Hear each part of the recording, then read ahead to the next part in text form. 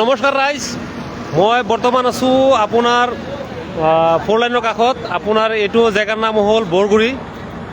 4 লাইনৰ কাষত মোৰ লগৰ বন্ধু এজনে ৰেষ্টুৰেণ্ট এখন অপেনিং কৰি আছে, যিহেতু কালি ৰাতিপুৱা আপোনাৰ 9টাত অপেনিং হ'ব। তাৰ বিষয়ে আপোনাক সবিশেষ জনাই আছোঁ। আমি পোনে পোনে ৰেষ্টুৰেণ্টটো দেখাই আছোঁ, ভিতৰলৈ যাম আমি। ৰাতি পূৰা কাম চলি আছে, ধুমধাম। চাব পাৰি আছে আমাৰ আউটফিলিঙৰ কাম চলি আছে, ৰাতি ক্লিয়াৰ হৈ যাব। যিহেতু আমাৰ ৰাতিপুৱা 9টাত পূৰা ক্লিয়াৰ হ'বই লাগিব, আমাৰ ৰাতিপুৱা অপেনিং আছে। আমি পোনে পোনে প্ৰথমে আমাৰ সেই বাইদেউহঁতৰ লগত যাম, বাইদেউহঁতৰ লগত সোধ পোছ কৰিম।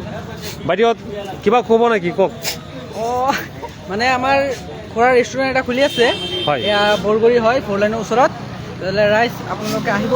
ইয়াত আমাৰ বহুত চাইনিজ ফুড পোৱা যায়, আৰু বিৰিয়ানী চিৰিয়ানী হয়, ম'ম'জ এইবিলাক পাব। ভাতৰ আইটেম আছে। কালি আপোনাৰ অপেনিং হ'ব ফাৰ্ষ্ট। তেতিয়াহ'লে আমি সেইকাৰণে আজি ৰাতি পূৰা মানে আমি সকলো মিলি মানে ইমাৰ্জেঞ্চিত মানে কামটো ক্লিয়াৰ কৰিব লাগে, শেষ কৰিব লাগে আৰু আচ্ছা আচ্ছা, শেষ কৰি আছোঁ। ধন্যবাদ দাদা। আপোনালোকে চাব পাৰি আছে, কাম চলি আছে। আমাৰ কাম মানে ক্লিয়াৰেই, অলপ কাম আছে, আমি শেষ কৰিব লৈছোঁ। আমি ৰেষ্টুৰেণ্টৰ সন্মুখত চাব পাৰিছে।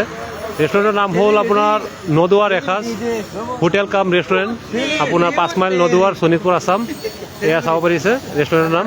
ইয়াত চব ধৰ্মৰ মানুহ আহি পেলাই খাব পাৰিব। ইয়াত মানে চব যেনেকৈ আপোনাৰ কি কি আইটেম হ'ব, আমি ভিতৰলৈ সবিশেষ আমি আপোনালোকক জনাই আছোঁ। এয়া আমি ভিতৰত গৈছোঁ। এয়া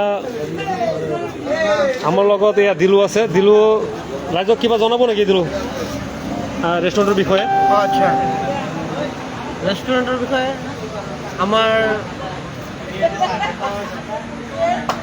নদুৱাৰ সমষ্টিত পোনপ্ৰথমবাৰৰ বাবে নদুৱাৰ এসাঁজ নামৰ এটা ৰেষ্টুৰেণ্ট অহা কাইলৈ আৰম্ভ হ'ব। ইয়াত সকলো ধৰ্মৰ মানুহে আহিব পাৰিব। হয়, লগতে অসমীয়াৰ এসাঁজ ধুনীয়াকৈ ইয়াত সোৱাদ ল'ব পাৰিব। লগতে আমাৰ ফাষ্টফুড আইটেম থাকিব, আৰু আপোনাৰ মোগলাই আইটেমো থাকিব, বিৰিয়ানী থাকিব হায়দৰাবাদী। আমাৰ কুক বাহিৰৰ পৰা অনা হৈছে যিহেতু। তো ৰাইজ আপোনালোকে আহি ইয়াত এসাঁজ খোৱাৰ সোৱাদটো লওক, ভাল পাব আশা কৰোঁ। ইয়াত মানে চব জাতি ধৰ্মৰ মানুহ আহি পেলাই খাব পাৰিব, কোনো বাধা নাই। হয়, কোনো বাধা নাই। মানে আপোনাৰ চিকেন, মটন আৰু আপোনাৰ চিকেন, মটন, নিৰামিষ ফিছ, আৰু নিৰামিষটো থাকিবই। ফিছটো চিকেন, থাকিব, মটন, ফিছ এইটো হয়, আৰু কম্পালচৰি থাকিব। আৰু আইটেমটো ধুনীয়া হ'ব, আইটেমটো ধুনীয়া হ'ব। ইয়ামান আইটেম হ'ব। আপোনালোকে আহক, আহি পেলাই সোৱাদ লওক। নদুৱাৰ এসাঁজ যিহেতু নতুনকৈ পোনপ্ৰথমবাৰৰ বাবে নদুৱাৰ সমষ্টিত নতুনকৈ খোলা হৈছে, কাইলৈ খোলা হ'ব। আৰু আজি কাম চলি আছে। ৰাতিৰ ভিতৰত কমপ্লিট হ'ব আমাৰ কাম। আপোনালোক আহক ৰাইজ।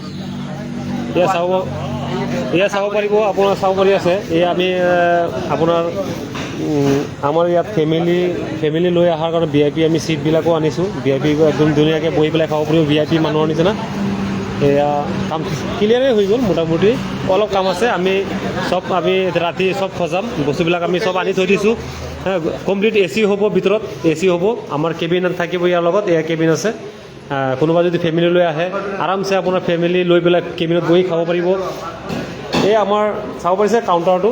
আমি কাউণ্টাৰত আপোনাৰ এয়া চাব পাৰিছে কাউণ্টাৰটো কেনেকৈ বনালোঁ। ইয়াত কিবা মাল আৰু ঢেৰ সোমাব। আজি মানে চব বস্তুবিলাক মানে সজাবলগীয়া হৈ আছে। এই আমি ফটো এলবাম লগাইছোঁ, তাত আছে আমাৰ ভূপেন হাজৰিকাদেৱ আৰু APJ আব্দুল কালাম আৰু আমাৰ মৰমৰ জুবিন দা, তেখেতৰ ফটো আমি সাজি ৰাখিছোঁ ইয়াত ৰেষ্টুৰেণ্টৰ বিষয়ৰ ভিতৰত।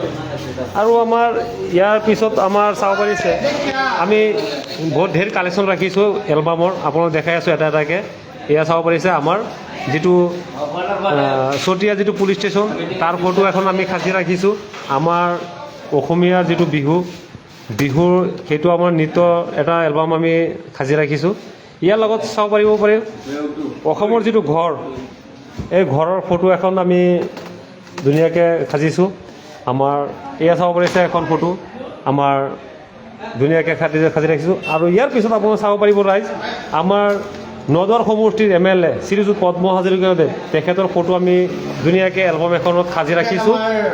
তেখেত গুৰু হয় সমষ্টিৰ সন্মানীয় বিধায়ক, তেখেতৰ ফটো আমি সাজি ৰাখিছোঁ ধুনীয়াকৈ। আৰু আমাৰ এই কন্যাকা যিটো বহুমুখী যিটো পাম আছে তাৰ এখন ফটো আমি ধুনীয়াকৈ এলবামত সাজিছোঁ, যা ইয়াত আমি লগাম ৰাতি। ৰাইজ আপোনালোক চবেই আহিব আৰু চবকে আমি ৱেলকাম জনাইছোঁ। আপোনালোকে আহিব, আহি পেলাই চবেই এই যিটো নদুৱাৰ যিটো ৰেষ্টুৰেণ্ট আমি খুলিছোঁ তাত আপোনালোকে এসাঁজ খাই পেলাই চাব, সোৱাদ ল'ব, অসমীয়া থালি হ'ব চব। ৰাইজ এই আমাৰ লগত আৰু এজন মানুহ আহিছে, তেখেতে কিবা ক'ব নেকি? ৰাইজক কিবা কওক, দুই এষাৰ কওক। কি ক'ম, চৈয়দা মোৰ লগৰ বন্ধুৰ নিচিনা তেখেতে এটা ৰেষ্টুৰেণ্ট খুলি আছে। আহি পেলাই চালোঁ, দেখাত বহুত ষ্টেণ্ডাৰ্ড আছে আৰু নামটো লিখিছে নদুৱাৰ এসাঁজ। নামটো চাই পেলাইও তাৰ লুক আহিছে, গতিকে আমিতো সদায় আহি থাকিম। আৰু আমাৰ ফ্ৰেণ্ড আছে, আমাৰ লগৰ মানুহবিলাক তেখেতকো জনাম যে ইয়াতে ধুনীয়া এটা ৰেষ্টুৰেণ্ট আছে। 5 মাইলত তেনেকুৱা ৰেষ্টুৰেণ্ট নাই বাৰু। হয় হয়, যদি এটা খুলিছে তেনেহ'লে ভালেই হ'ব, আমাৰ ভাল লাগিব, আমি আহি থাকিম, আমি চাহ তাহ খাবলৈ এটা সুযোগ পাম। ঠিক, ধন্যবাদ আৰিফুল দা, আপোনাক এয়া চাব পাৰিছে আমাৰ মুখীয়াজন আহিছে। আপুনি কিবা ক'ব নেকি দুই এষাৰ ৰেষ্টুৰেণ্টৰ বিষয়ে? নাই, একো নকওঁ মই। আৰম্ভ হৈ লওক, কালি অপেনিং হৈ যাব ৰাতিপুৱা 9টাত। কালি আহিম। ঠিক আছে, দাৱত পাইছোঁ। দাৱত পাইছে, তেখেতে দাৱত পাইছে বাৰু। এই আমাৰ জোনাব এজন আহিছে, তেখেতেও মানে চাব আহিছে, যিহেতু ৰেষ্টুৰেণ্টটো খোলা হৈ আছে অপেনিং নতুন। ৰাইজ আপোনালোকে চবেই আহিব, আহি পেলাই এই নদুৱাৰ যিটো আপোনাৰ এসাঁজ আমাৰ ৰেষ্টুৰেণ্টটো আছে তাত চবেই এসাঁজ খাবলৈ চেষ্টা কৰিব। আৰু অসমীয়া থালি আছে, যিহেতু চব জাতি ধৰ্মৰ মানুহে ইয়াত খাব পাৰিব, কোনো বাধা নাই। ইয়াত আপোনাৰ অকল চিকেন, মটন আৰু আপোনাৰ ফিছ হ'ব আৰু নিৰামিষটো হ'বই। আৰু ইয়াৰ পিছতো আমাৰ ঢেৰ কিবা কিবি আইটেম আছে, আপোনালোকে আহি পেলাই এসাঁজ খাবলৈ চেষ্টা কৰিব। তো ৰাইজ, আজিৰ ভিডিঅ' ইমানতে। Good night.